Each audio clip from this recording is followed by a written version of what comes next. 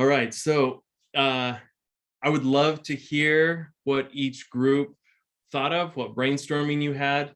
And again, if you don't mind putting comments and your thoughts in the LinkedIn chat so that Sarah can document all of these ideas and share them with the rest of the team, that would be super helpful.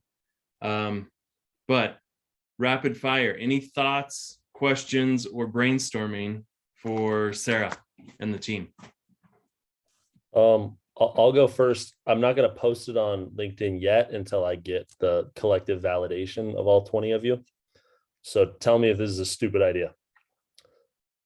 So we talked a lot about how like you can't quite call this like an MCAT or a DAT prep course because it's not. It's more like hey, you're going to get general chemistry. You're just going to get smarter at chemistry, period. Like you will generally understand the fundamental topics of chemistry better. So then I'm like, okay, who is that valuable to? And I got thinking of OChem classes in undergrad college, right? That's the kick in the crotch class where I'm not a doctor, but everyone that I know that either wanted to go to med school and didn't because they failed OChem or ended up in med school, it was because of OChem. And so then I'm like, okay, those are the people for whom a pitch of like, yeah, you're just going to get generally smarter at OChem is valuable because they will like it's going to help them, I guess, get through and become a doctor at the end of the day. I don't know. Again, not a doctor, not smart enough for that. So then I'm like, okay, how do you tap those people? And you don't just want to like pay for AdWords or something stupid to tap those people. You want something like fun and guerrilla to get in with them.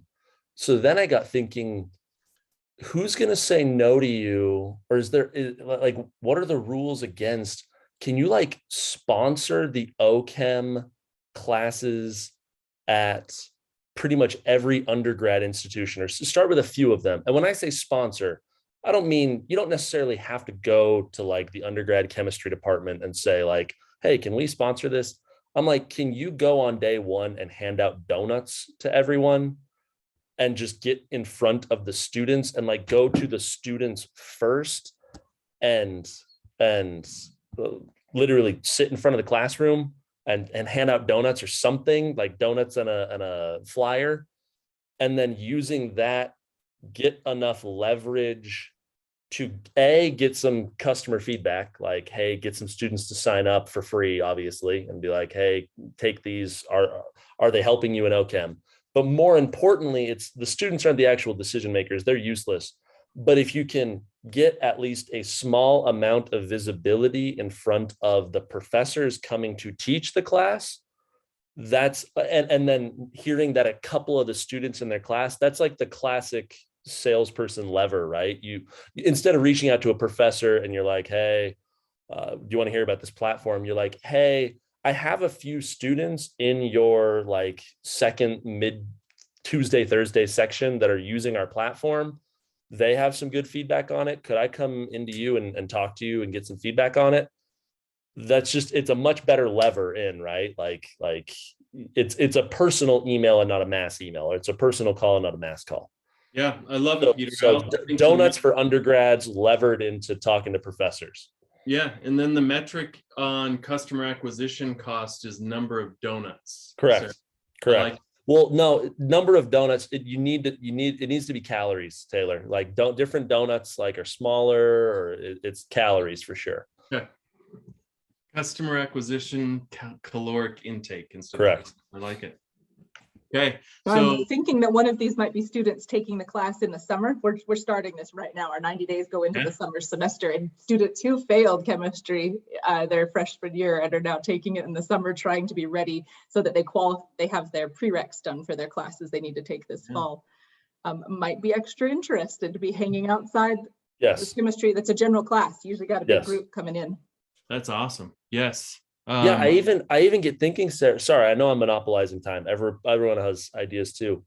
Like literally pay students to, if you can pay students or get students however you can to use the platform, that's just levers into the institution that the students are at. So it's like, if you can just get a few students at BYU, then when you call the BYU professors, you're like, hey, FYI, like you have students taking this already. It's the I'm selling vacuum cleaners. Hey, your neighbors just bought a vacuum cleaner from me. Oh, cool. They bought a vacuum cleaner. Awesome. I love it. Okay. I will shut up now and go post on LinkedIn. Trying to Yeah. heart the comment, but I can't push anything to heart it. It's a good comment. Like it. Yeah, I wish there was a comment on LinkedIn. So go do that, Peter. So- and I'll like it. But my thought was very similar to Peter's, except I've actually tried that before with business professors and business students. And believe it or not, professors are actually really interested in opportunities for their students to learn and understand things. And so you don't need an excuse to approach a professor. Just come to them and say, hey, I've got a great idea. Would you mind if I had a few minutes at the beginning of a couple of your classes? And every time I asked, professors were like, yeah, sure, I'll give you a couple minutes. And as soon as I was done talking at the beginning of the class, the professors were like, this is a great example of how to do it.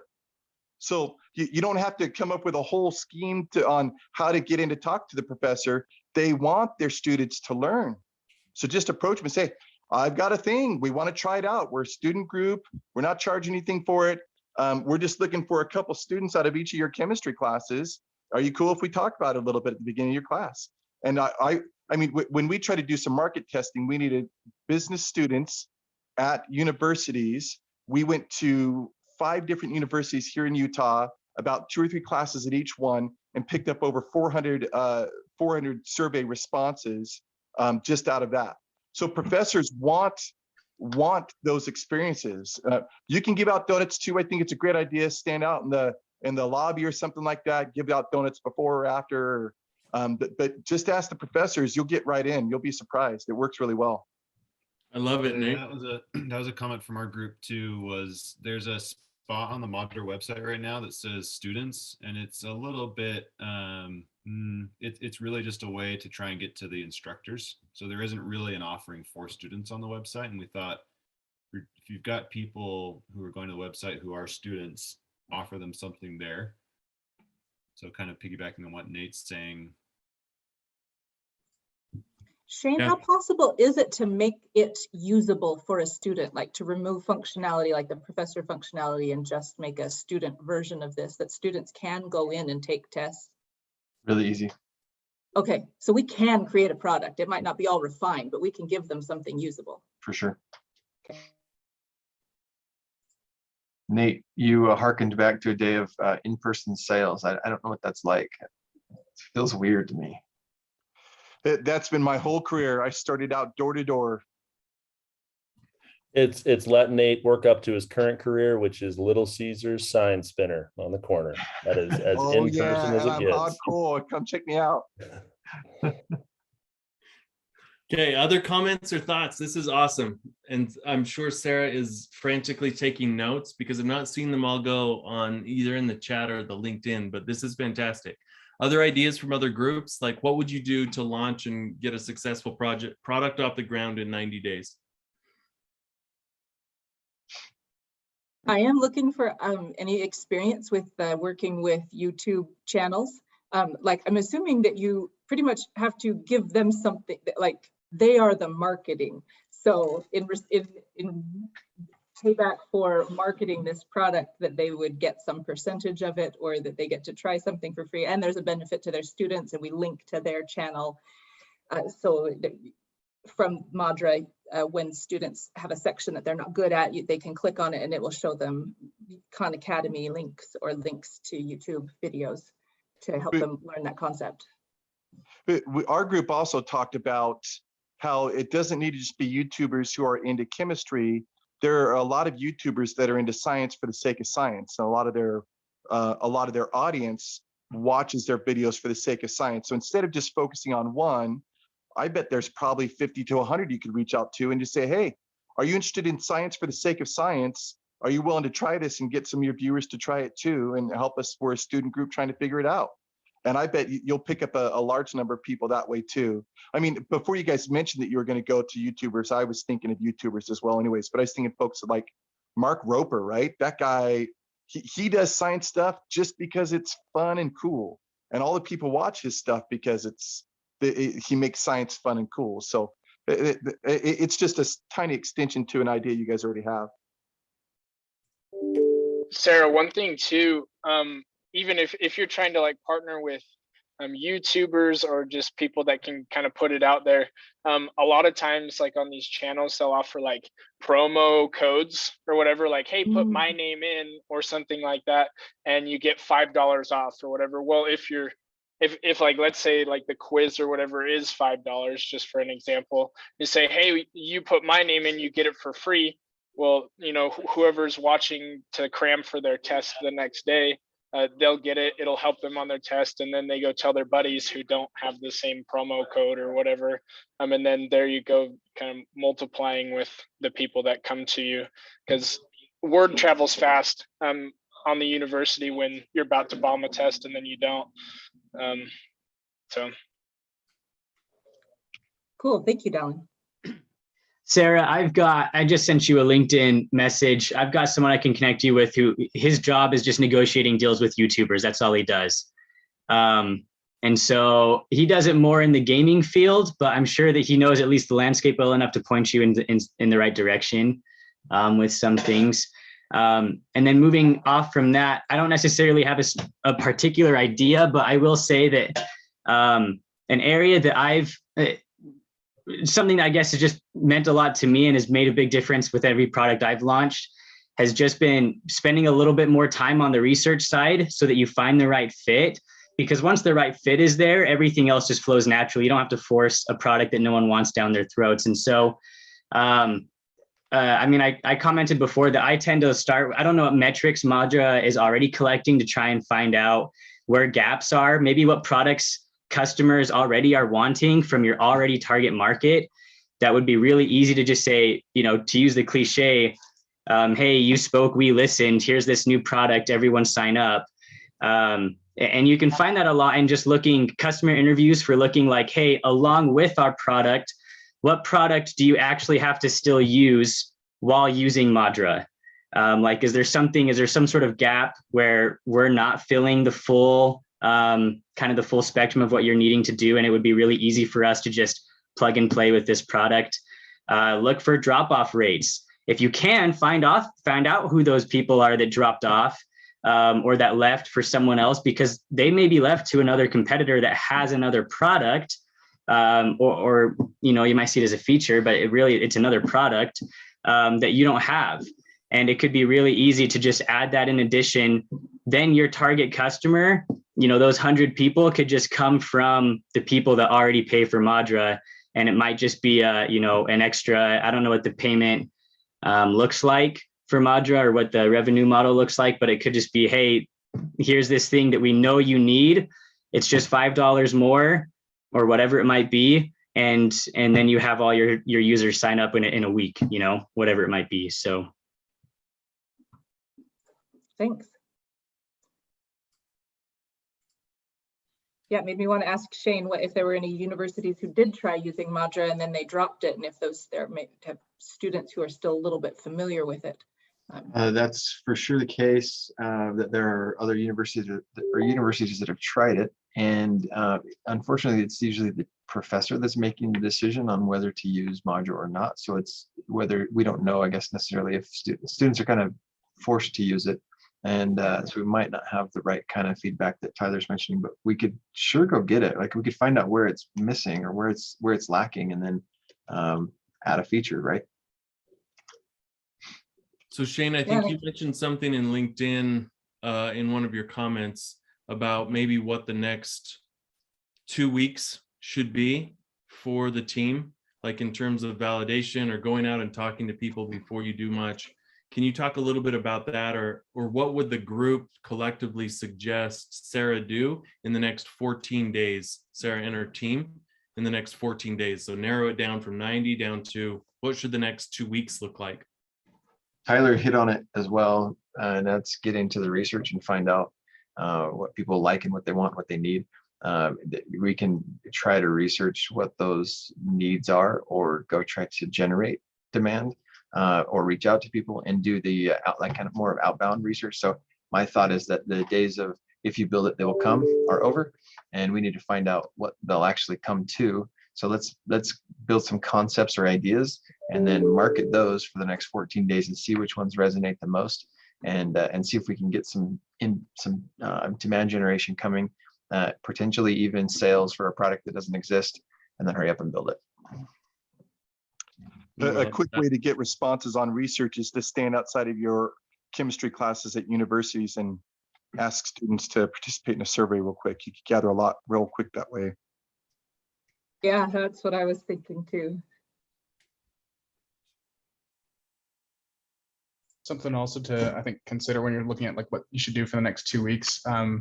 There's this great book called Traction by How Any Startup Can Achieve, by Gabriel Weinberg. He's the guy who made DuckDuckGo.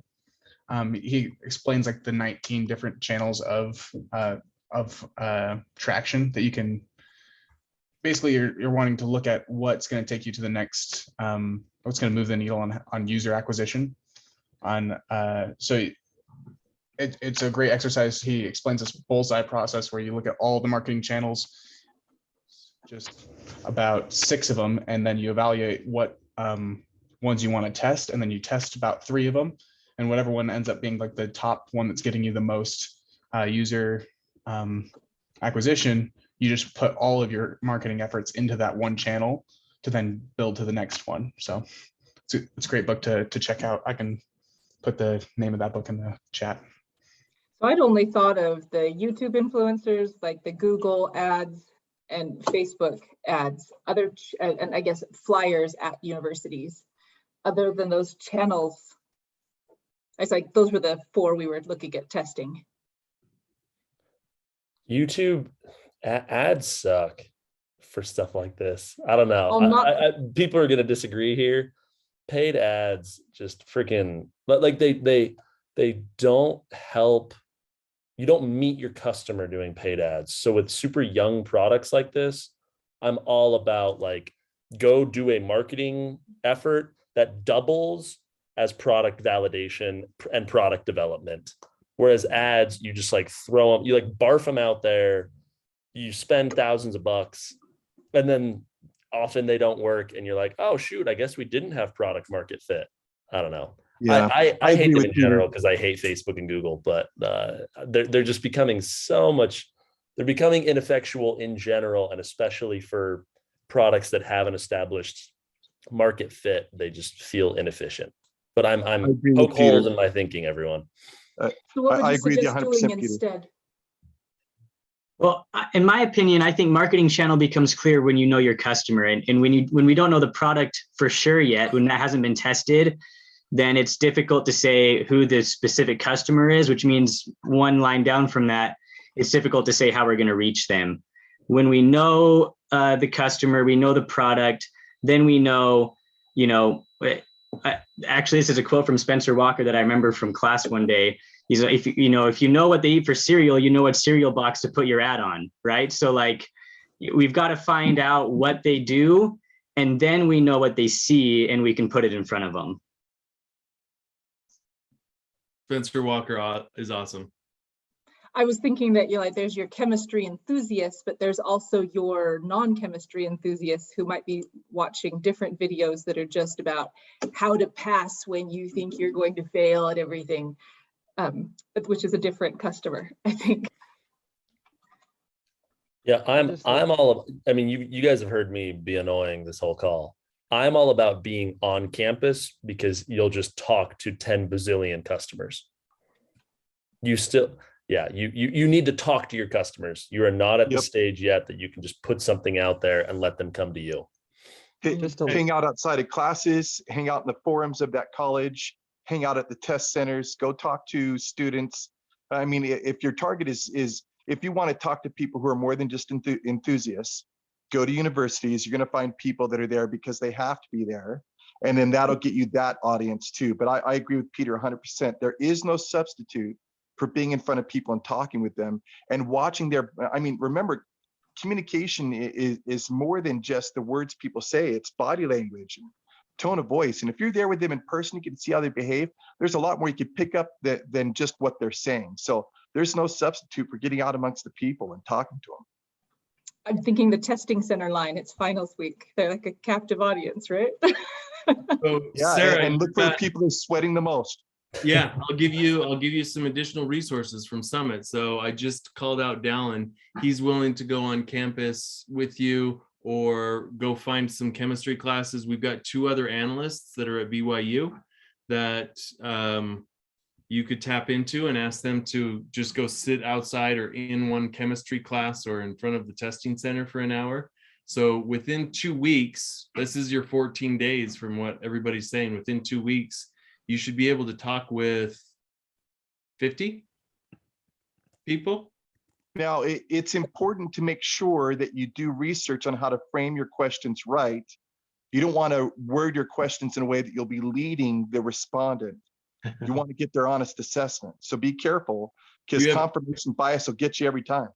Do you have suggestions on what to research there, Nate, or what resources we should use? I'm a bad one to ask, because anytime I had to do that, I worked at a company that had a research specialist, and I'd go ask her and she'd tell me, oh, you can't ask that question that way. So maybe try and network with somebody who does research for a living.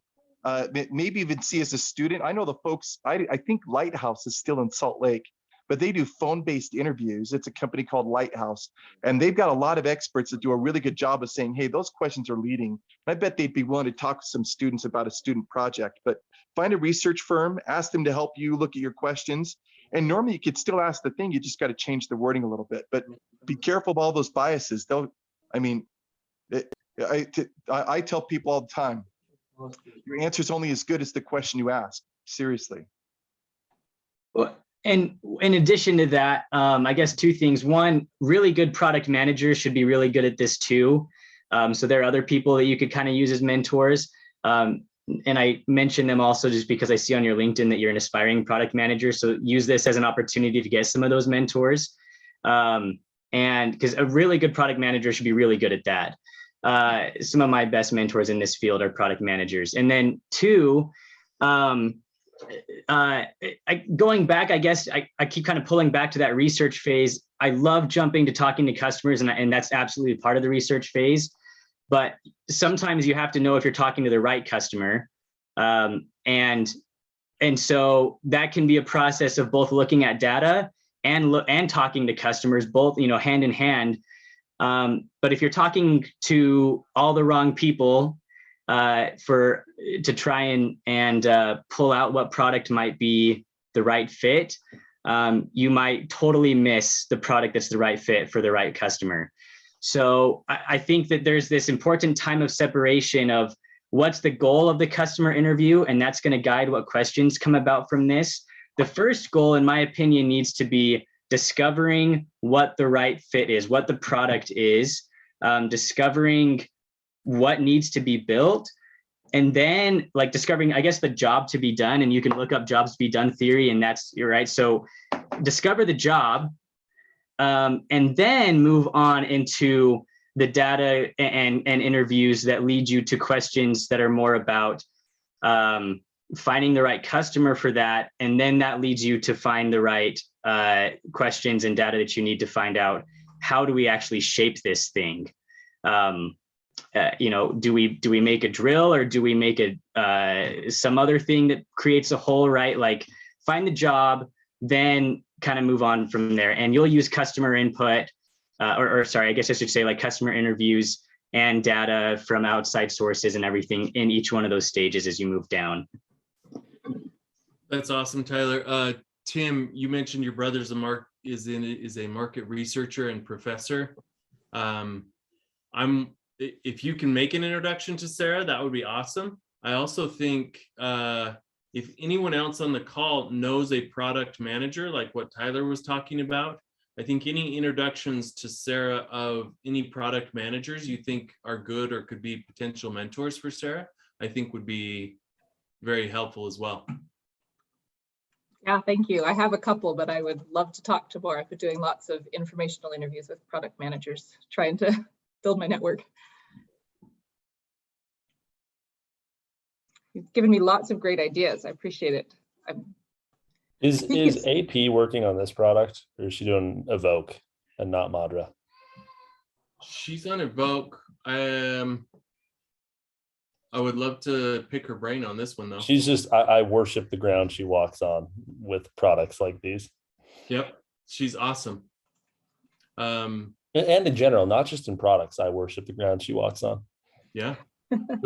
Next time anyone here sees Annalise Pixton, tell her to reply to my email that I want to take her to lunch, because she told me we'd go to lunch and I saw her at Costco and then she hasn't replied to me. So next time you see her, I want to like surround her, be like, hey, Annalise, Peter says that you need to go to get lunch.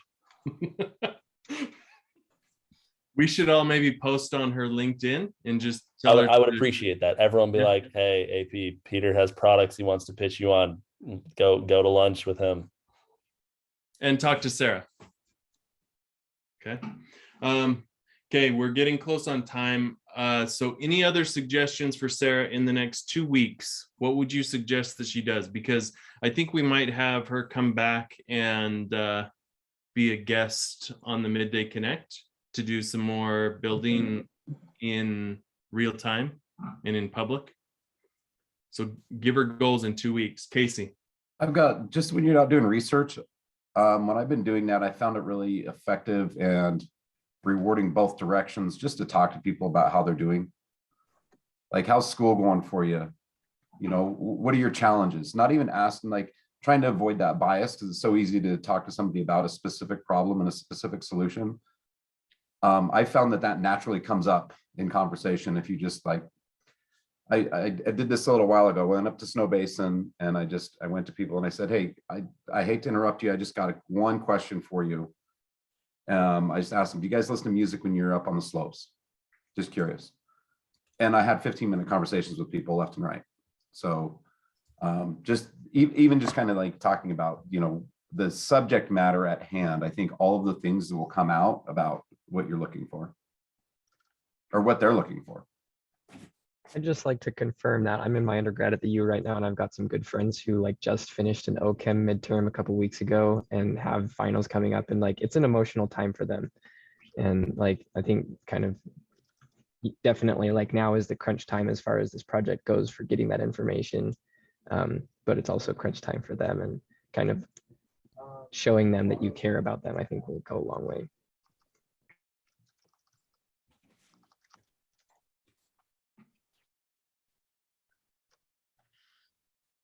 Awesome. Well, this is fantastic. So we'll keep you updated, everybody, on how things are going. If you have suggestions, please reach out to Sarah and connect with her if you have any other introductions that you think would be helpful. But over the next 90 days, we'll keep everybody updated on the progress and exciting times. So Sarah, I hope this was a bit of a fire hose for you, but I think it was good. That was great. Really appreciate it. I learned about it yesterday. So here we go. Awesome. Okay. Well, thanks everybody. Really appreciate it. I think next week we've got Jacob Andra that's going to come and talk to us about search engine optimization for blogs, and if you should even be blogging, if it's a thing. So I'll post more about that, send an email out, but we'll see you next week. Thanks for your time, everybody. Thanks, guys.